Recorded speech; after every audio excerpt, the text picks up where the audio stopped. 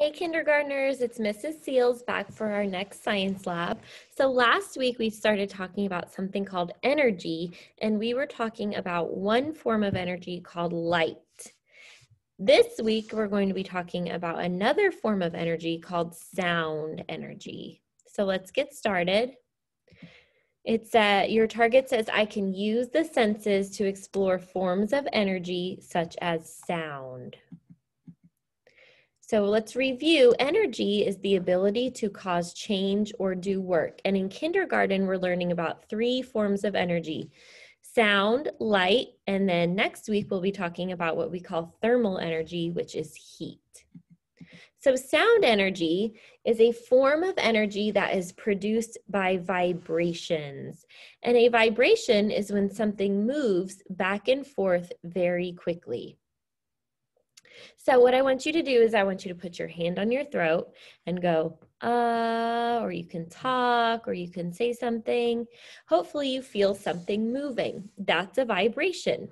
Inside of our throat, we have something called vocal cords. And when we talk or sing or hum, they vibrate. They move back and forth very quickly. And what that does is it pushes the air out and creates a sound wave that travels through the air and then goes into somebody's ear and causes their eardrum to vibrate, and that's how we're able to hear sounds. All sounds are caused by a vibration. So remember that your target said we can use our senses to observe sound energy. The sense that we use to observe sound energy is our sense of hearing. We use our ears to observe sound. So vibration is a really important word when we're talking about sound energy, since all sounds are created by vibrations. Another important word when we're talking about sound energy is this word pitch. You might know from music class that pitch is how high or how low a sound is. So it doesn't mean loud or quiet. That's a different sound word called volume. But pitch is how high or low a sound is. And in just a second, I will show you an example of a high pitch and a low pitch. And what's interesting is that I just told you that sounds are created by vibrations. The speed of the vibration is what causes the pitch. Faster vibrations cause higher pitched sounds. Slower vibrations cause lower pitched sounds. So I'm going to show you an example of pitch really quick, and then I'll come back to this. So right here, I have something called tuning forks. And these are not like the type of forks that we eat our food with. These are a different type of fork. And people who sing or play an instrument, they use these tuning forks to tune their voice or their instrument to the correct pitch, because each of these makes a different pitch. The bigger the tuning fork, the slower it's going to vibrate, and so the lower the pitch is going to be. The smaller the tuning fork, the faster it's going to vibrate, and so the higher the pitch is going to be. So I'm going to show you an example of a low pitch and a high pitch. So here's a low pitch. And here's a high pitch. Oh, let me try that again. That wasn't very loud. There we go. Do you hear that? Does it kind of hurt your ears? That's a very high pitch. So I'll let you hear it one more time. This big tuning fork is going to vibrate slower and make a low pitch. When I tap it on the table, it causes these prongs on the tuning fork to vibrate. They move back and forth very, very quickly, and that pushes the air away, and that's the sound we're hearing. Okay, so here's a low pitch.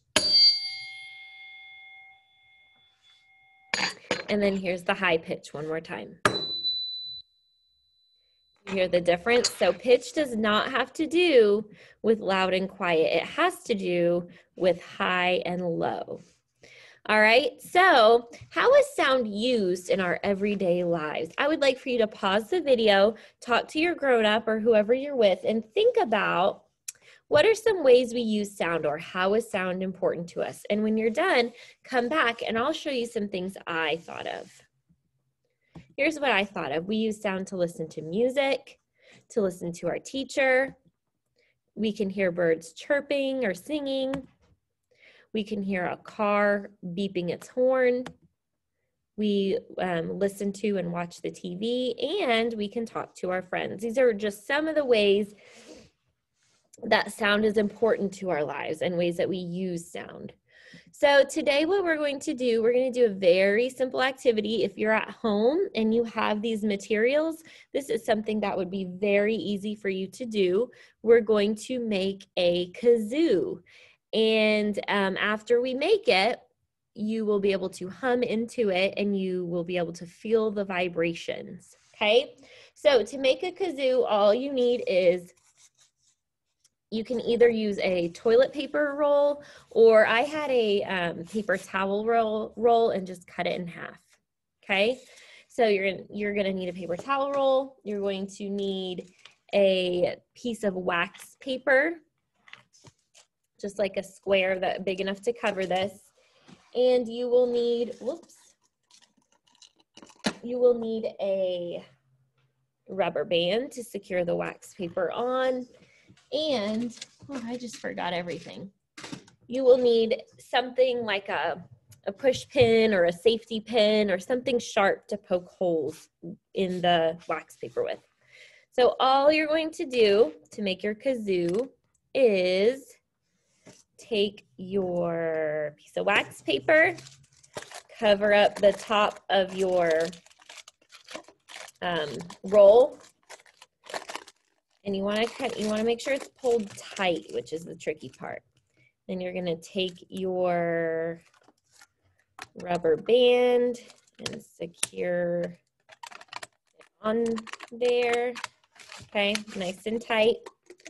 And then you're going to take your push pin or safety pin or whatever sharp object you have and poke your holes.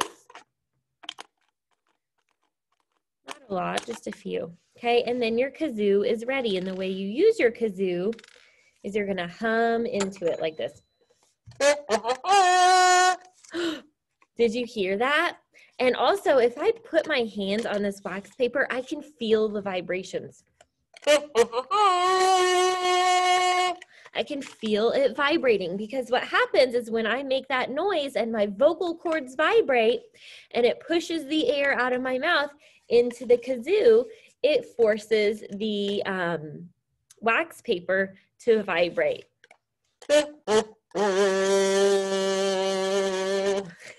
So that's how you make a kazoo, easy peasy. If you make a kazoo at home, I would love to see it, or you can make a video and show me you using your kazoo. If you are not able to make a kazoo or you don't want to, that's also fine. Something else you could do to explore sound is you could find some objects in your home that make sound. They're sources of sound. You could take a picture of them and you can send it to me. Remember, my email address is amanda.seals@cleanisd.org.